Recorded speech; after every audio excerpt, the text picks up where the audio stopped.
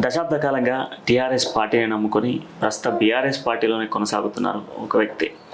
ఆయన ఆ రోజు నుంచి ఈ రోజు వరకు కూడా పార్టీ కోసం అహర్నిశలు కృషి చేస్తూ బీఆర్ఎస్ పార్టీని నమ్ముకుంటూ ఎలాంటి పదవులు ఆశించకుండా పార్టీని ముందుకు తీసుకెళ్ళాలి, పార్టీని ఎల్లప్పుడూ ప్రజల్లో ఉంచాలి, పార్టీ అభివృద్ధి లక్ష్యాలు, పార్టీ చేస్తున్నటువంటి అభివృద్ధి సంక్షేమ పథకాలను ప్రజలకు అందజేయాలి, అందజేసే విధంగా ఎల్లప్పుడూ కూడా ప్రజల తోడుగా ఉండాలి అనేటువంటి వ్యక్తితో ఈరోజు మనం ఉన్నాం. ఆయనే సాంబశివరావు గారు. ఆయనతో ప్రస్తుతం మనం ముఖాముఖి కార్యక్రమం చేద్దాం. నమస్తే సాంబశివరావు గారు. నమస్తే అన్న. సో ఎలా సాగుతుంది బీఆర్ఎస్ పార్టీ పరిస్థితులు ఎట్లా ఉంది ఇప్పుడు? అన్న, బీఆర్ఎస్ పార్టీ అంటే దేశవ్యాప్తంగా ఈరోజు మా ముఖ్యమంత్రి గారి నేతృత్వంలో ఎంత బ్రహ్మాండంగా దేశవ్యాప్తంగా బీఆర్ఎస్ పార్టీకి వస్తున్న ఆదరణ మీకు తెలుసు అన్న, మీడియా పరంగా.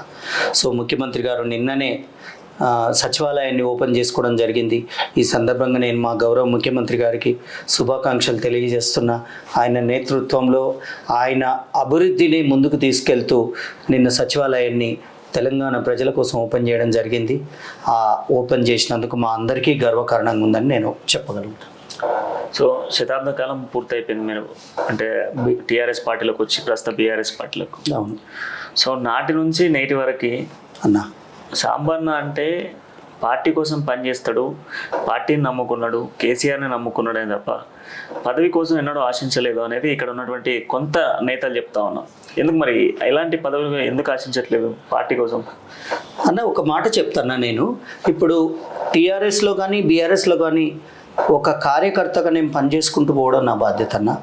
ఇప్పుడు పదవులు అనేది ముఖ్యమంత్రి గారు గుర్తించడమో, మా గౌరవ కేటీఆర్ గారు గుర్తించడమో, గౌరవ హరీష్ గారు గుర్తించడమో, మా బేతి సుభాష్ రెడ్డి మా ఉప్పల్ ఎమ్మెల్యే గారు గుర్తించడమో, వాళ్ళు గుర్తిస్తే నాకు పదవులు అనేది అది మనం కష్టపడి పని చేసుకుంటూ పోతే ఖచ్చితంగా పదవులైనా ఎప్పుడో ఒకసారి మనకు అవకాశం వస్తుందన్న. తప్పకుండా నా బాధ్యత ఏంటంటే తెలంగాణ ప్రభుత్వం చేస్తున్న పథకాలను నేను ప్రజల్లోకి తీసుకెళ్లాలన్నదే నా ఉద్దేశం అన్న.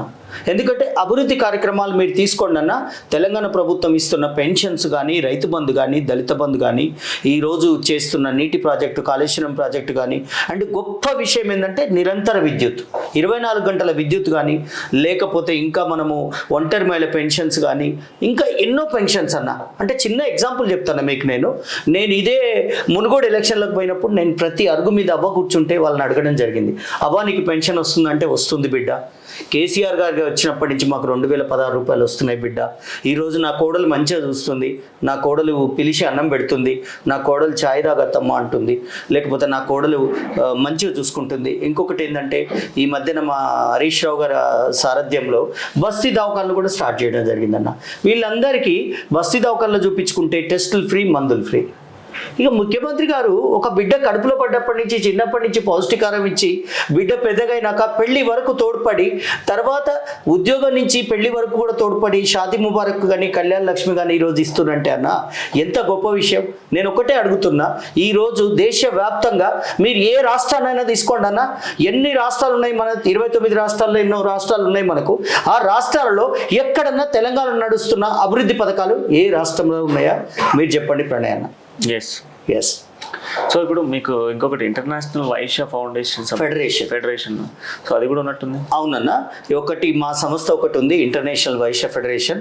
దానికి మా ఉప్పల శ్రీనివాస్ గుప్తా గారు, మాజీ టూరిజం చైర్మన్ కార్పొరేషన్ గారు, ఆయన తెలంగాణ రాష్ట్ర in charge, and IVF national secretary కూడా ఆయన ఆధ్వర్యంలో ఇంటర్నేషనల్ వైశ్య ఫెడరేషన్ బ్రహ్మాండంగా నడుస్తుంది. దానికి నేను మొన్ననే రీసెంట్గా, అంతకుముందు వైస్ ప్రెసిడెంట్ ఉంటుంది, మొన్ననే రీసెంట్గా నేను దానికి స్టేట్ కోఆర్డినేటర్గా మా శ్రీనివాస్ గారు ఇవ్వడం జరిగింది. అది కూడా సేవా కార్యక్రమాలతోటి దూసుకెళ్తుంది. అది కూడా వైశ్యులు అంటేనే మీకు తెలుసు కదన్నా, ఏ గుడి దగ్గర ఉన్నా కూడా మేము వచ్చిన భక్తులకు అన్నం పెట్టే క్యారెక్టర్ మాది. వైశ్యులు అంటేనే సత్రాల దగ్గర అన్నం పెట్టడము, వాళ్ళని వచ్చిన భక్తుల్ని మంచిగా చూసుకోవడం, వాళ్ళకు వసతి కల్పించడం, ఇట్లాంటి కార్యక్రమాలు మేము చేస్తున్నాం అన్న. ఎస్ అన్న. సో ఇది ఎంత మీ పర్సనల్, అసలు ఎందుకు టీఆర్ఎస్ పార్టీని ఎంచుకోవాలనుకున్నారు, బీఆర్ఎస్ పార్టీని ఎంచుకోవాలనుకున్నారు? ఇతర పార్టీలు కూడా ఉన్నాయి. సో అప్పుడు ఉద్యమం సమయం అంటే అది వేరు. అవును. సో ఆఫ్టర్ దట్ కూడా ఎందుకు టీఆర్ఎస్ పార్టీలో కంటిన్యూ చేయాలనుకుంటున్నారు? అంటే కేవలం అభివృద్ధులు, ప్రజలకు సంక్షేమ పథకాలు, వీటి పరంగానే టీఆర్ఎస్ పార్టీని ఎంచుకున్నారు అన్న? ఒక్కటన్నా, మా గౌరవ ముఖ్యమంత్రి గారు 2001 నుంచి కూడా ఉద్యమం చేసి, తర్వాత ఆయన ఎప్పుడైతే నిరాహార దీక్ష చేసిండ్రో, ఏంటి తెలంగాణ వచ్చుడో కేసీఆర్ గారు చచ్చుడో అనే నినాదంతో ముఖ్యమంత్రి గారు ప్రాణాన్ని అడ్డుపెట్టి తెలంగాణను సాధించడం జరిగిందన్న. ఎందుకంటే నాకు ఒక్కటి ఏంటంటే మా ముఖ్యమంత్రి గారు కానీ కేటీఆర్ డైనమిక్ లీడర్ కానీ వాళ్ళ నాయకత్వం అనేది నాకు చాలా ఇష్టం అన్న. ఎందుకు ఇష్టం అంటే ప్రతి నిత్యం వాళ్ళు ఎప్పుడు ప్రజల గురించి ఆలోచిస్తారు. ప్రజలకు ఏం పథకాలు తీసుకురావాలి, ప్రజలు వాళ్ళ ముఖాల్లో చిరునవ్వు ఉండాలి, ప్రజలు ఎప్పుడు సంతోషంగా ఉండాలి. ఒక్క మాట చెప్తున్నా, మీరు మొన్ననే మనకు రంజాన్ అయిపోవడం జరిగింది. రంజాన్ వస్తే రంజాన్ తోఫా ఇవ్వడం జరుగుతుందన్న. ఓకే, ఇంకొకటి మనకు దసరా, దివాళీకో దసరాకో తెలుగు ప్రజలకు కూడా తెలంగాణ ప్రజలకు కూడా అందరికీ బతుకమ్మ చీరలు ఇవ్వడం జరుగుతుంది. ప్రజలకు సుఖశాంతాలతో ఉండాలని ఖచ్చితంగా మా ముఖ్యమంత్రి గారు ఆలోచించారు. అండ్ ఇంకొకటి ఏంటంటే మా ముఖ్యమంత్రి గారు డెడికేషన్ అండి. ఇప్పుడు ఆయన తీసుకుంటే అపర భగీరథుడు లాగా ఆయన ఇప్పుడు చూడండి, మీరు సెక్రటేరియట్ 26 నెలల్లో కంప్లీట్ చేయడం జరిగింది. కాళేశ్వరం ప్రాజెక్టు వరల్డ్లోనే బిగ్గెస్ట్ ప్రాజెక్ట్ అది. ఆ కాళేశ్వరం ప్రాజెక్ట్ ఎంతో బ్రహ్మాండంగా ఉందని కేంద్ర మంత్రులు కానీ ఈవెన్ డిస్కవరీ ఛానల్ ప్రసారం చేయడం జరిగింది ప్రణయ్ అన్న. అట్లాంటిది మా ముఖ్యమంత్రి గారు డెడికేషన్ కానీ ఈ 9 ఏళ్లలో మా ముఖ్యమంత్రి గారు తెలంగాణని డెవలప్ చేసిన విధానం కానీ, మొన్ననే రజనీకాంత్ గారు అన్నారు నేను హైదరాబాద్లో ఉన్నానా న్యూయార్క్లో ఉన్నానా అని చెప్పేసి. అంటే ఫర్ ఎగ్జాంపుల్ ఐఎమ్ టాకింగ్, ఇప్పుడు మా కేటీఆర్ గారు తెలంగాణకి ఎట్లా అంటే ఇంకా తండ్రికి తగ్గ తనయుడు. తండ్రి గారి నిర్దేశకంలో తెలంగాణను ఏ విధంగా అభివృద్ధి తేవాలి, తెలంగాణ ఐటీ ఫార్మ్ ఏ విధంగా, ఇప్పుడు ఫార్మాసిటీ చేస్తున్నారు. తర్వాత మొన్ననే అమర్ రాజా బ్యాటరీస్ కూడా ఆంధ్రప్రదేశ్లో తీసేస్తే ఇక్కడికి తీసుకురావడం జరిగింది. మొన్న దావోస్ వెళ్ళినప్పుడు ఎన్నో పెట్టుబడులు మా డైనమిక్ లీడర్ కేటీఆర్ గారు తేవడం జరిగిందన్న. ఈ విధంగా వాళ్ళ వర్క్ అంటే మాకు ఇష్టం అన్న. వాళ్ళ డెడికేషన్ చాలా, వాళ్ళకున్నంత డెడికేషను తెలంగాణలో ఎవరికి లేదనిపిస్తుంది. ముఖ్యమంత్రి గారు కానీ, కేటీఆర్ గారు కానీ, కవిత గారికి కానీ, మిగతా హరీష్ అన్న అయితే బ్రహ్మాండంగా ఎప్పుడు 24 అవర్స్ ప్రజల్లో ఉంటాడు. ఆయన ఎప్పుడైనా మీకు అవసరం ఉంటే నన్ను మీరు డోర్ కొట్టండి అని చెప్పి మొన్న కూడా చెప్పడం జరిగింది సిద్దిపేటలో. అంటే నేను అనేది ఏంటంటన్నా, ముఖ్యమంత్రి గారు చేస్తున్న అభివృద్ధి పథకాలకు నేను ఆకర్షితుడై టీఆర్ఎస్ పార్టీలో చేరడం జరిగిందన్న. ఒకటన్నా, నేను బేసిక్గా వైశ్య క్యాస్ట్ నుంచి వచ్చిన. నేను రేపు ఫ్యూచర్లో ఏదైనా నామినేటెడ్ ఆశించినా కూడా నేను ఏ క్యాస్ట్ కార్డు కాదన్న, ఓన్లీ వైశ్య క్యాస్ట్లో నాకేదన్నా మా గౌరవ ముఖ్యమంత్రి గారు నాకేదన్నా స్థానం కల్పిస్తే ఆయన మార్గనిర్దేశకత్వంలో సేవ చేసుకోవడానికి నేను రెడీగా ఉన్నా. అంతే తప్ప నేను ఓన్లీ ప్రజలకు ఎప్పుడైనా మంచి చేయాలన్నదే ముఖ్యమంత్రి గారి నినాదమే మేము ప్రజల్లోకి ప్రతినిత్యం తీసుకుపోవడం జరుగుతుందన్న. ఎక్కడ ఏ కార్యక్రమాలు జరిగినా పాల్గొనడం జరుగుతుంది. తర్వాత ముఖ్యమంత్రి గారు ఏ ఆదేశాలు ఇస్తే, కేటీఆర్ గారు ఏ ఆదేశాలు ఇస్తే మా ఉప్పల్ ఎమ్మెల్యే బేతి సుభాష్ రెడ్డి గారి నాయకత్వంలో సుభాష్ అన్న చెప్పినట్టుగా మేము నడుచుకుంటూ ఆయన నిర్దేశకత్వంలో మేము ఎప్పుడైనా ముందుకెళ్తామని తెలియజేస్తాం. సో గత కొన్నేళ్ల నుంచి కూడా మీరు హైదరాబాద్లో ఉంటున్నారు. అవునండి. తెలంగాణ ఏర్పడక ముందు నుంచి కూడా హైదరాబాద్లో. అవును. నాటి తెలంగాణ నేటి తెలంగాణ ఎట్లున్నా అన్న ప్రణయ్, ఒక మాట చెప్తా. అసలు మనము ఒకప్పుడు తెలంగాణ ఏర్పడ్డాక ఈ 9 ఏళ్ళ డెవలప్ తీసుకుంటే నక్కకి నాగలోకి అనుకున్నంత తేడా ఉందన్న. అంటే భూమికి ఆకాశానికి ఉన్నంత తేడా ఉంది. నేను ఒక సంవత్సరం గ్యాప్ వచ్చిన తర్వాత, ఫర్ ఎగ్జాంపుల్ హైటెక్ సిటీకి కానీ హైదరాబాద్ కానీ ఎవరన్నా రాకపోతేనా వాళ్ళు హైదరాబాద్కి వస్తే కన్ఫ్యూజ్ అవుతారు. పర్టికులర్గా ఎందుకు కన్ఫ్యూజ్ అవుతుందంటే ఇది హైదరాబాదా, అమెరికా, న్యూయార్కా అంటే ఒక్క హైదరాబాద్ని డెవలప్ చేయకుండా పల్లెల్లో బ్రహ్మాండంగా రోడ్లు కానీ, వైకుంఠధామాలు కానీ, అక్కడ ప్రతి ఇంటికి మిషన్ భగీరథ ద్వారా నీళ్ళు ఇవ్వడం కానీ, ప్రతి ఇంటికి పథకాలు ఇవ్వడం కానీ. ఎందుకంటే అన్న ఇవన్నీ నేను ప్రాక్టికల్గా చూసిన. ఎందుకంటే నేను ఎవరో మాటలు ఏం చెప్పడం కాదు, ప్రాక్టికల్గా ఆ పథకాలు తీసుకుంటున్న వాళ్ళని నేను అడిగి తెలుసుకున్నా. కాబట్టి నాకు ఆనాటి తెలంగాణ ఈనాటి తెలంగాణ తీసుకుంటే ఉమ్మడి ఆంధ్రప్రదేశ్లో ఇదే కిరణ్ కుమార్ రెడ్డి గారు తెలంగాణ వస్తే అంధకారం అయిపోద్ది హైదరాబాద్ తెలంగాణ అని చెప్పడం జరిగింది. దాన్ని పటాపంచలు చేస్తూ మా ముఖ్యమంత్రి గారు బ్రహ్మాండంగా ఈరోజు 24 గంటలు కరెంట్ ఇస్తున్నారు, రైతులకు కరెంట్ ఇస్తున్నారు, సాగునీరు ఇస్తున్నారు, తాగునీరు ఇస్తున్నారు, పెన్షన్లు ఇస్తున్నారు, దళిత బంధు ఇస్తున్నారు, రైతు బంధు ఇస్తున్నారు. ఇంతకంటే తెలంగాణ ప్రజలకు ఇంకేం కావాలన్నా. సో గత కొద్ది రోజుల నుంచి ఉప్పలంతా ఎట్లుంది? బేతి సుభాష్ గారి ఆధ్వర్యంలో నడుస్తూ ఉంది. కొన్ని కార్యక్రమాలు కూడా తీసుకుంటా ఉన్నారు. ఈ స్కై వాక్ అని కొత్త సంక్షేమాలు మొదలు పెడతా ఉన్నారు. సో అంటే ఇదంతా కూడా ప్రజల్ని ఆకర్షించడానికా లేకపోతే పార్టీని బలోపేతం చేయడానికి? అన్న ఒక మాట చెప్తానా. ఒకటి, మీరు ఉప్పల్ ఇప్పుడు స్కై వాక్ తీసుకుంటే అది 21 కోట్లతోటి స్కై వాక్ వేయడం జరుగుతుందన్న. దాని ముఖ్య ఉద్దేశం ఏంటంటేనా, ప్రజలు రోడ్డు దాటుతున్నప్పుడు ఎవరికైనా యాక్సిడెంట్ అయి చనిపోతే మనిషిది ఎవరిదైనా లైఫే. కాబట్టి అలాంటివి జరగకుండా ఉండాలని చెప్పేసి 3 దిక్కుల లిఫ్ట్లు పెడుతూ ప్రజలు స్కైవాక్ నుంచి డైరెక్ట్ మెట్రోకి వెళ్ళిపోయే విధంగా ఈరోజు బ్రహ్మాండంగా ఉప్పల్ క్రాస్ రోడ్ని తీర్చిదిద్దడం జరిగింది. ఇదే మా సుభాష్ అన్న ఆధ్వర్యంలో మీరు చూడండి, ఉప్పల్ కాన్స్టిట్యున్సీలో ఎక్కడైనా మీరు డెవలప్మెంట్ కావాలంటే తీసుకోండి అన్న. మీరు ఎక్కడైనా మీరు రోడ్లు కానీ, డ్రైనేజ్ కానీ, గ్రీన్ కారిడార్లు కానీ, తర్వాత మీరు అన్ని విషయాల్లో తీసుకోండి. మీరు ఉప్పల్ బ్రహ్మాండంగా డెవలప్ చెందిందన్న. అన్నగారి మా సుభాష్ అన్న గారి ఆధ్వర్యంలో మీరు ఉప్పల్ కావాలంటే ఎక్కడ ఏ గల్లీకైనా పోయి తిరగండి అన్న, మీరు చూస్తే మీకు డెవలప్మెంట్ కనిపిస్తుంది. సుభాష్ అన్న రాకముందు వచ్చినాక డెవలప్మెంట్లో ఎంత తేడా ఉంది. అన్న కూడా ఏంటంటే ఎవ్వరు ఎప్పుడు వచ్చినా కూడా అన్న అంటే నేనున్నా అని చెప్పేసి అందరినీ దగ్గరికి తీసుకొని ప్రజలకు ఏ విధమైన పరిష్కారమైన ఇమ్మీడియట్గా చూపుతారు. తర్వాత అన్న ఎంతో మందికి అభిమాన నాయకుడు మా సుభాష్ అన్న. సుభాష్ అన్న గారి పైన కొన్ని కాంట్రవర్సీస్ వింటున్నాను ఈ మధ్య కాలంలో. పార్టీలోనే కొంత అంతర్గత గుద్దులాటలు జరుగుతూ ఉన్నాయని చెప్పేసి, వాస్తవం అది? అన్న అదంతా వాస్తవం కాదన్న.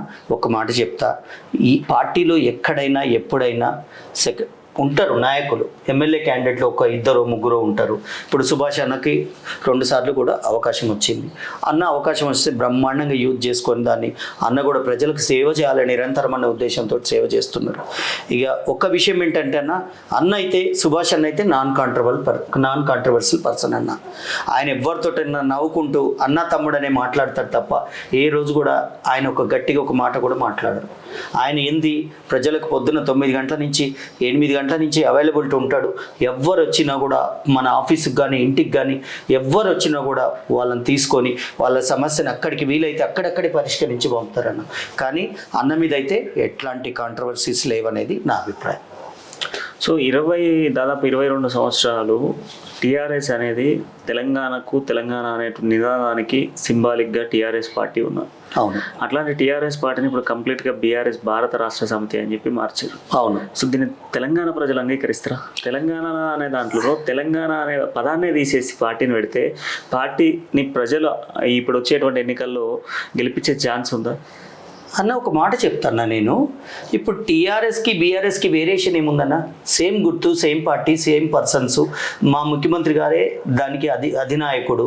ఓకే, ఒక్కటన్నా పార్టీ మారడం అంటే భారత రాష్ట్ర సమితి అంటే ఎందుకు? భారతదేశం మొత్తం వ్యాపించాలనే ఉద్దేశంతో ముఖ్యమంత్రి గారు మెయిన్ నినాదం ఏంది? అబ్కీ బార్ కిసాన్ కి సర్కార్. ఓకే, ఆ నినాదంతో భారత రాష్ట్ర సమితి స్థాపించడం జరిగిందన్న. ఎందుకు జరిగిందంటే ఢిల్లీలో రైతులు 13 నెలలు ఉండి ట్రాక్టర్ల మీద టెంట్లు వేసుకొని వాళ్ళు ధర్నా చేసి రైతు చట్టాలను వెనక్కి తీసుకోవాలనే ఉద్దేశంతో చేసినప్పుడు మా ముఖ్యమంత్రి గారికి రైతులు చనిపోతే ఎంతో బాధ కలిగింది. సో ఈ విధంగా ఆయన ఆలోచించి టీఆర్ఎస్ పార్టీని బీఆర్ఎస్ పార్టీకి చెడింది. అన్న ఒక మాట చెప్తా, టీఆర్ఎస్ పార్టీని బీఆర్ఎస్ పార్టీ చేసినంత మాత్రాన తెలంగాణ నినాదం పోయింది, తెలంగాణ పోయింది, అస్తిత్వం పోయింది అనేది అబద్ధాలవి. ఆ తెలంగాణ ప్రతి రక్తపు బొట్టులో ప్రతి మా ముఖ్యమంత్రి గారు కానీ, మా క్యాడర్ కానీ, మా పార్టీ నాయకులు కానీ ఎవరైనా సరే అన్న టీఆర్ఎస్ అంటేనే బీఆర్ఎస్, బీఆర్ఎస్ అంటేనే టీఆర్ఎస్ అన్న. అంతేగాని ఆ నినాదం ఎక్కడికి పోలేదు. వన్ థింగ్ ఐఎమ్ టెల్లింగ్, మొన్న కూడా మా ముఖ్యమంత్రి గారు చెప్పారు, ఖచ్చితంగా ఈసారి 100 సీట్లు సాధించి 3వసారి తెలంగాణ గడ్డ మీద మా ముఖ్యమంత్రి గారు కేసీఆర్ గారు మళ్ళీ ముఖ్యమంత్రి కాబోతున్నారు. సో 100 సీట్లను మీరు అంటా ఉన్నారు. మన దళిత బంధు ఇంప్లిమెంటేషన్కి సంబంధించి 20 నుంచి 30 మంది ఎమ్మెల్యేలు డబ్బులు తింటున్నారు అని చెప్పేసి డైరెక్ట్ సీఎంఏ కౌంటర్ ఇచ్చిండు. సో దాన్ని మరి కౌంటర్గా తీసుకోవాలా, లేకపోతే పార్టీకి చాలా మంది నియోజకవర్గాల్లో చాలా మంది డబల్ డోర్లు ఉన్నారు, ఎందుకంటే ఒకే పార్టీలో 2-3 టికెట్లు ఆశించే వాళ్ళను చేంజెస్ చేయడం కోసం మాట్లాడారు అన్న? ఒక మాట చెప్తాన్నా, ముఖ్యమంత్రి గారు మరి ఏ ఉద్దేశంతో ఆ మాట అన్నారో, అందుకంటే అంత పెద్ద స్థాయిలో మేము ఆలోచించాం కాదు, మేము కార్యకర్తలము కాబట్టి నాకు తెలిసి అయితే దళిత బంధుల అవకతవకలు అనేది ఎక్కడ జరగలేదు. ఒకవేళ ముఖ్యమంత్రి గారి దృష్టికి ఏమన్నా వచ్చి ఆయన ఫ్యూచర్లో ఇంకేం జరగొద్దన్న ఉద్దేశంతో ఆ విధంగా మాట్లాడినరో, ఏ విధంగా మాట్లాడిరో దాని గురించి అయితే మేము మాట్లాడలేమన్నా. కాబట్టి నా నినాదం ఒకటే అన్న, దళిత బంధు ట్రాన్స్పరెన్సీగా నేనుండే 6వ డివిజన్లో, నాచారం 6వ డివిజన్లో 10-12 మందికి 15 మంది దాకా ఖచ్చితంగా వాళ్లకు ట్రాన్స్పరెన్సీగా ₹1 ఖర్చు పెట్టకుండా మా కళ్ళ ముందు మా సుభాష్ అన్న ఇప్పడం జరిగింది. ఇదే ఉప్పల్ కాన్స్టిట్యున్సీలో 100 మందికి దళిత బంధుకి మా సుభాష్ అన్న ట్రాన్స్పరెన్సీకి ఇప్పించడం జరిగింది. అంతే తప్ప అన్న ఇగో ముఖ్యమంత్రి గారి స్థాయిలో ముఖ్యమంత్రి గారు ఏ నిర్ణయం తీసుకుంటారు ఏం మాట్లాడతారు అనేది దాని మీద మేము కాంట్రవర్సీ మాట్లాడలేము. మా ముఖ్యమంత్రి గారు ఏది మాట్లాడినా ఆయన ఏ అడ్రస్ ఇచ్చినా కూడా మేము పనిచేస్తామన్న. ఇప్పుడు మీరు 100 సీట్లు గెలుస్తామని మీరు చెప్తా ఉన్నారు. అవును. బీజేపీ 90 సీట్లు పక్కా మాయి, మిషన్ 90 మాది అని చెప్పేసి బీజేపీ చెప్తా ఉంది. అన్న తెలంగాణ తెచ్చింది ఇచ్చింది మేమే అని కాంగ్రెస్ చెప్తా ఉంది. ఇక్కడ ఎవరిని నమ్మాలి? ఏ పార్టీ అధికారంలోకి వస్తుంది? ఏ పార్టీకి ప్రజలు మొగ్గు పట్టేట్టు? అన్న ఒక మాట చెప్తాన్నా, ఏ పార్టీ అయినా ఒకటి చెప్తాన్నా, కాంగ్రెస్ కానీ బీజేపీ కానీ మా బీఆర్ఎస్ కానీ అన్న ప్రజలు అభివృద్ధిని కోరుకుంటారన్నా. ఇప్పుడు కాంగ్రెస్ 70 ఏళ్ల నుంచి ఉంది, పాత చింతకాయ పచ్చడి ఇంకా కంటిన్యూ అవుతాం చేస్తామంటే అదేముండదు. బీజేపీకి రూరల్లో క్యాడర్ లేదు, వాళ్ళకి ఏదో అంతో 10% 15% ఉంటే సిటీలోనే ఉంటుంది అన్న. ఒక మాట చెప్తా, బీజేపీ అసలు తెలంగాణను ఏం అభివృద్ధి చేసిందని ప్రజలు నమ్ముతారు? రేపు ప్రజలు ఓట్లేస్తారన్న. వాళ్ళకు ఓట్లు అడిగే హక్కు బీజేపీకి ఎక్కడుందన్న? ముఖ్యమంత్రి గారు కానీ కేటీఆర్ గారు కానీ ఎన్నోసార్లు చెప్పారు కాళేశ్వరంకి జాతీయ హోదా ఇమ్మన్నారు, మనకి జిఎస్టీ వసూళ్లలో మనకొచ్చే వాటా ఇమ్మన్నారు. తర్వాత ఎన్నోసార్లు రైతులు వర్షాలు పడి అకాల వరదలు వచ్చి అకాలంగా రైతులు నష్టపోతే కేంద్రానికి లెటర్లు రాస్తే ఒక్కసారి కూడా వాళ్ళ కాంపెన్సేషన్ ఇవ్వలేదన్న. లాస్ట్ టైం మీరు చూసి వడ్లు కొనమంటే కొననన్నారు. అది మా ముఖ్యమంత్రి గారు 724 కల్లాలు కొనుగోలు కేంద్రాలు పెట్టి వడ్లు మొత్తం తెలంగాణ ప్రజలు రైతులు ₹1 నష్టపోవద్దన్న ఉద్దేశంతో ప్రభుత్వానికి బర్డెన్ అయినా కూడా మా ముఖ్యమంత్రి గారు ఆ వడ్లని కొనడం జరిగిందన్న. కాబట్టి అన్న ఒక్కటి చెప్తా, కాంగ్రెస్కి ఇంటర్నల్ కుమ్ములాటలు చాలా ఉన్నాయి, మీరు చూస్తున్నారు. ఓకే, బీజేపీలో కూడా ఉన్నాయి కుమ్ములాటలు, లేవని కాదు. ఎందుకంటే అన్న ఒక్కటన్నా, మా బీఆర్ఎస్ పార్టీది అభివృద్ధి నినాదం, ప్రజల చేరువ అవ్వడానికి అభివృద్ధి నినాదం. దానికి సూచికగా మీ కాడ ఒక టీవీ ఛానల్ ఉంది, మీరు ఎక్కడికన్నా పోయి ఎంక్వైరీ చేసుకోండి అన్న. ఏ ప్లేస్ కన్నా పోయి మీరు ఎంక్వైరీ చేసుకోండి. ఖచ్చితంగా తెలంగాణ పథకాలు అందరికీ అందుతున్నాయి, అందరి ముఖంలో చిరునవ్వు ఉంది. ఈరోజు కాళేశ్వరం ప్రాజెక్ట్ తోటి సస్యశ్యామలం అయిందన్న. అండ్ మీరు ఇంకొకటి చెప్తున్నా, చెరువులు మత్తడి పోతున్నాయన్న. మత్తడి పడుతుంది, ఎందుకు పడుతుంది? నీళ్లు నిండిపోయి, ఎందుకంటే పూడిక తీయడం వల్ల. బ్రహ్మాండంగా తెలంగాణ ప్రజలు సంతోషంగా ఉన్నారన్న, ముఖాల మీద చిరునవ్వు ఉంది. ఖచ్చితంగా ముచ్చటగా మూడోసారి మా ప్రభుత్వం వస్తుందని ఎందుకు అంటున్నా అంటే, మా ప్రభుత్వం చేస్తున్న అభివృద్ధి పథకాల వల్ల వస్తుందని అంటున్నా. అభివృద్ధి మా నినాదం. కంటిన్యూస్ అన్న, ఒక ఎలక్షన్లు వచ్చి నేను అభివృద్ధి కాదు, అభివృద్ధి అనేది మా కంటిన్యూస్ ప్రాసెస్. బీఆర్ఎస్ ప్రభుత్వానికి అభివృద్ధి కంటిన్యూ ప్రాసెస్, అంతే తప్ప అది ఎలక్షన్లు వచ్చినప్పుడు అభివృద్ధి చేయడం, ఎలక్షన్లు వచ్చినప్పుడు పథకాలు చేయడం అనేది కాదు. ముఖ్యమంత్రి గారు మీరు చూశారు మన సెక్రటరియట్లా నిన్న ఏ ఫైల్ మీద సంతకం పెట్టారు, డబుల్ బెడ్రూమ్ ఇళ్ళ దాని మీద పెట్టారు, ఇంకా 3-4 ఫైల్స్ మీద ప్రజలకు ఉపయోగపడి ఇమీడియట్గా అందే వాటి మీద సంతకాలు పెట్టారు. ప్రతి మంత్రి గారు కూడా నిన్న ఇన్ఛార్జ్ తీసుకున్న మంత్రి గారు ఛాంబర్లోకి వెళ్ళిన వాళ్ళందరూ కూడా ఒక మంచి ఫైళ్ళ మీద సంతకాలు పెట్టి జరిగింది. అది మా ముఖ్యమంత్రి గారి దివ్య దృష్టి అండి వెనక్కు ఇది.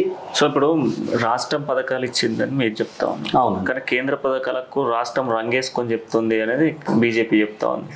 సో ఇప్పుడు ప్రజలకు ఏం తెలియాలి అంటే పార్టీ ఏ పార్టీ ఇస్తుంది అనుకోవాలి? నేను ఒక మాట చెప్తా, కేంద్ర పథకాలకు మేము రంగేసుకోవాల్సిన అవసరమే మాకు లేదు. మా పార్టీకి కేంద్ర పథకాలు ఏమి ఇచ్చింది అనేది వాళ్ళు ఉట్టిగా గాలి మాటలు చెప్తే కాదన్నా. ఈ పథకానికి ఇంత డబ్బులు ఇచ్చినాం, we should have the document proof.